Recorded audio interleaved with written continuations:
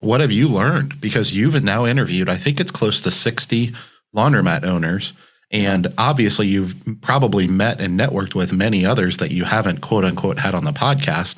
So you're just getting a lot of really valuable information from amazing, entrepreneurs and business owners, all of us who have a unique and different backstory, but all of us who have a unique and different story in the industry and even outside the industry. I know when I talk to fellow laundromat owners, many, many, many of them have business experience in other ways. Right. And you can learn a ton from that if you kind of dig into that. Can you, and I'm putting you on the spot a little bit here, what are some tips? And for those of you that haven't checked these out, you have to go check out all of them. Go check out all of the episodes because they are amazing. And it's a longer format, but they're so packed full of, like, Jordan does a great job of interviewing his guests, finding great guests to begin with, which is tough to do sometimes, and then pulling out their stories and teaching the lessons. What are some things that you personally, as the host who gets to know these people a little more intimately, have picked up on and learned that are, let's call them big picture things for helping us to run our businesses better? Yeah.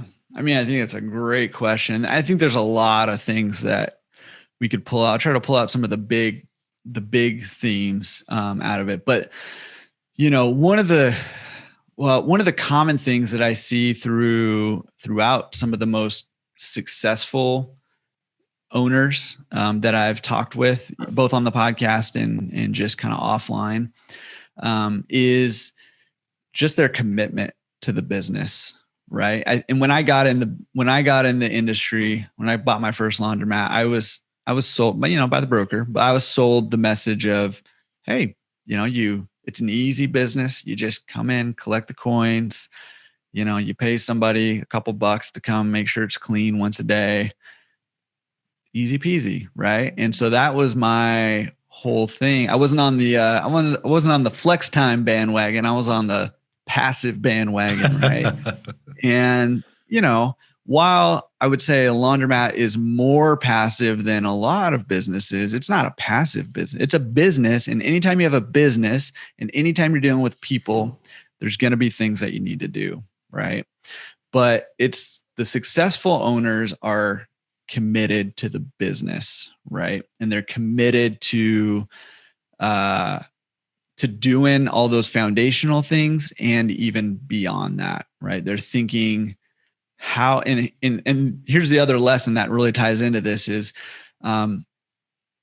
the most successful people in this business are not the people who got in it like I did, who were like, how can I make some money, on the side, right? The most successful people are the ones who are saying, and you say this all the time, how can I create the most value for my clients and my customers and my community, right? And if you go into it with that mindset, you're anything. This is not just laundromats. This is anything. This is just life. If you go into a relationship with this mindset, if you go into anything really, your schoolwork that you're doing with this mindset of how can I create the most value for the most people, it's going to cause you to think differently, and it's going to cause you to rise to levels that you never would have even considered beforehand, because the focus isn't on you anymore. It's not an internal focus. So not only are you going to go to new levels, you're going to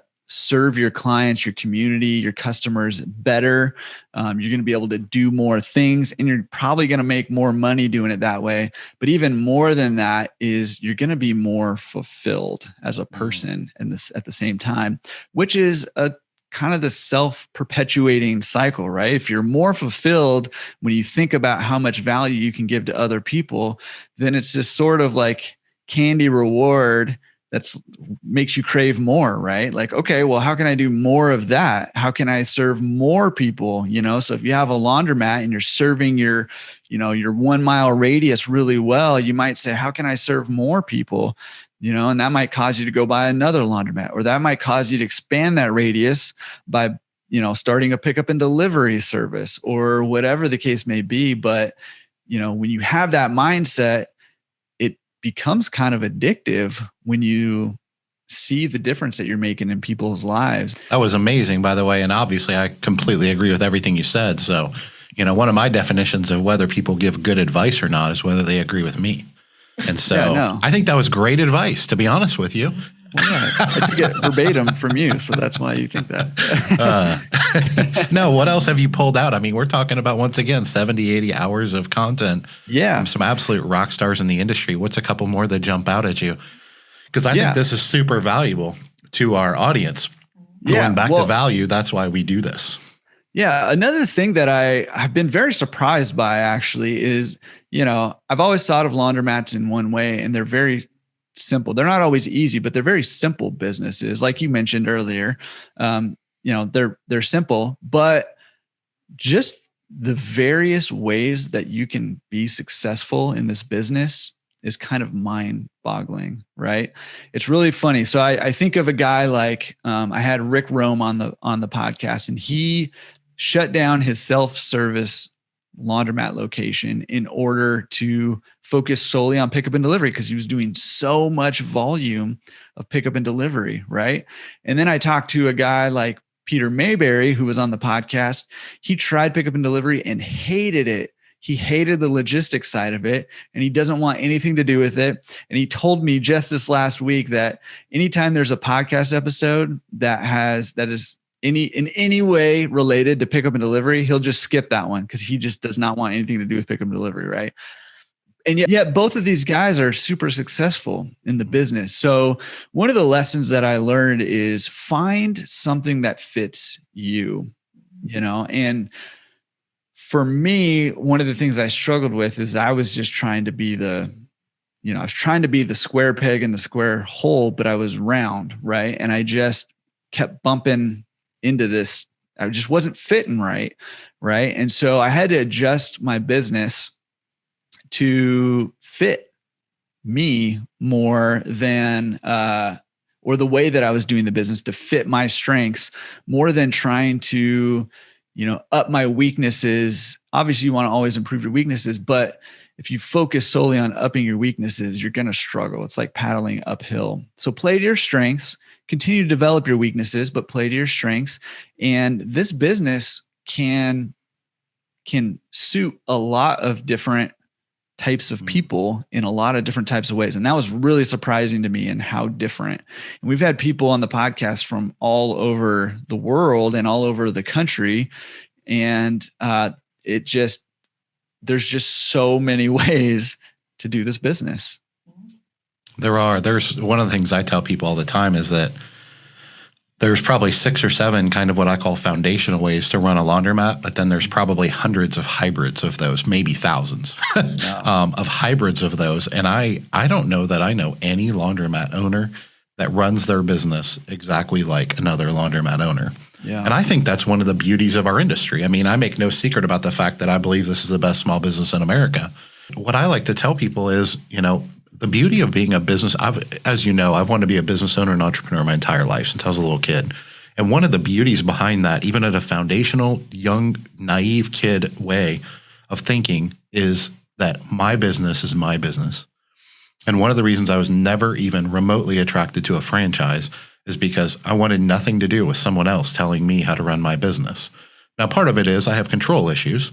Not that I see my wife nodding her head, not in the sense that I want to control other people, which is how people typically associate with having control issues, but in a sense of I want no one to control me. I'm a free spirit, for lack of a better term. And I think that's one of the beauties of our industry is you can get into the industry and you can think, which a lot of people do, that laundromats are just unattended commodities, for lack of a better term. Mm-hmm. And that is one way to run a business, to run a laundromat. And there's nothing wrong with that. We both know many, many people that are very successful in that business model. Mm-hmm. But people like me, that's how I got into the industry. I honestly thought that's how it was. And as I dug and learned more about the industry, I learned all these different ways that I could run my business. Mm-hmm. But I loved the fact that I could research them and look into them and pick people's brains that were successful and pick and choose little nuggets here and there and mold them into my own business model, which is what we have today. and I still continue to do that. There aren't a lot of businesses where you can do that, in my opinion. There are some, but there aren't a lot. They tend to just kind of be a proven commodity, a proven business. This is how you do it if you want to be successful. That's one of the things I love about our industry. So I appreciate you bringing that up. Is there one more thing that kind of jumps out at you? All right, let me give you one more big lesson that I think is huge key to success. And it's been the key to my clawing my way back. So, determination, providing value, those kinds of things. True. Yes. The other thing that I see successful people doing, and this is kind of related to what we were talking about actually, is pivoting when you need to pivot, right? And this last year and a half has really kind of proven that out. And I think more prominently in other industries, like the restaurant industry, that's just trying to figure out a way to survive. And they've had to pivot their businesses to eating outside or delivering when they didn't before, whatever the case may be.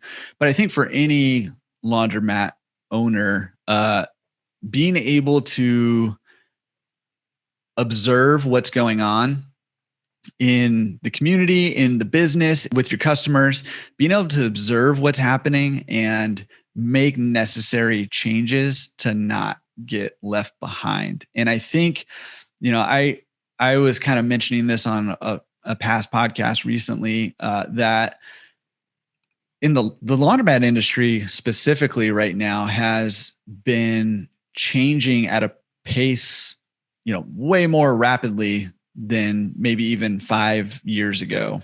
Agree. And for the past few decades, there's been more changes in the past 5 to 7 years than the past few decades combined, I think.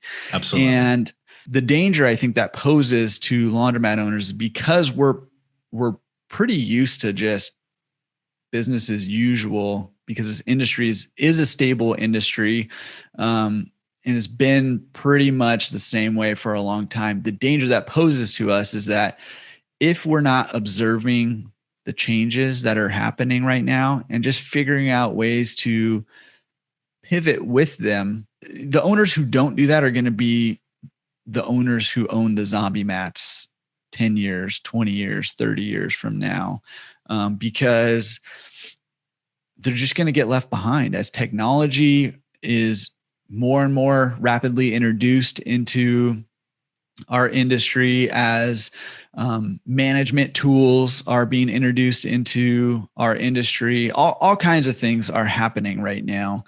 All of that kind of culminates to, can you observe your surroundings and pivot where you need to pivot? And, that can come in the form of, just kind of feeling your way through it. But I think maybe on the horizon for our industry is coming where we're going to have to start using data more in our business to help us make better decisions, and using that data to show us where we need to pivot and how we need to pivot. So the best owners I see out there are just kind of keeping their eye on what's happening, and they're utilizing their experience, they're utilizing their networks, and they're utilizing data to help them make better business decisions and pivot where they need to pivot. That was a long answer. It was, but I think that's great advice for any business. I think being able to adapt, being able to pivot, being able to, look at the situation and adjust your business as necessary. I think that's needed in any business to survive and to thrive. So I think that's great advice. Yeah, I think I'll add to that anytime that, because I'm big on researching history and learning from others and other industries. One thing I would point out is I think that's maybe the single most common factor to a successful business that has longevity. Whether you're talking multi-generational things or even just, I started a business when I was 21. Is that a better version of itself when I'm 51? Yeah. Or did I go gangbusters for 3 or 4 years and then coast and hang out on the beach in Hawaii for the next 25 years? What was my mindset behind that? And I think obviously this is something I already knew, but thank you for bringing that to the top of mind, because I think that's just absolute gold. If there's a lot of valuable things in this conversation today in this episode, I think I would pull that right straight to the top. because we have to be, pushing ourselves to be better tomorrow than we were today at all times. And look, you've mentioned it before on other podcasts you've had, Jordan, and this is a great point too. If you ever reach the point where you're not doing that or don't want to do that, that's okay. But it may be time for you to find something else to do. Mm-hmm. Now, I love the laundromat industry, but if the time comes when I'm 80 years old and I'm not passionate about this industry, or maybe 50 years old when I'm not passionate about this industry, then I will move on to something else that I'm passionate about. And these things do come. I think they're natural cycles. But if you look at these things over all industries, I think it's very, very consistent that these people are always trying to evolve and innovate and be better at what they do. And I think that a lot of amazing opportunities that are coming in our industry to collect data through payment systems and operating systems and point of sale systems and things like that. I think a lot of laundromat owners out there, this is just my opinion, but a lot of laundromat owners out there that have been doing this successfully for a long time just tell themselves behind closed doors, I mean, I've been doing it for 25 years this way. I think I'll be okay.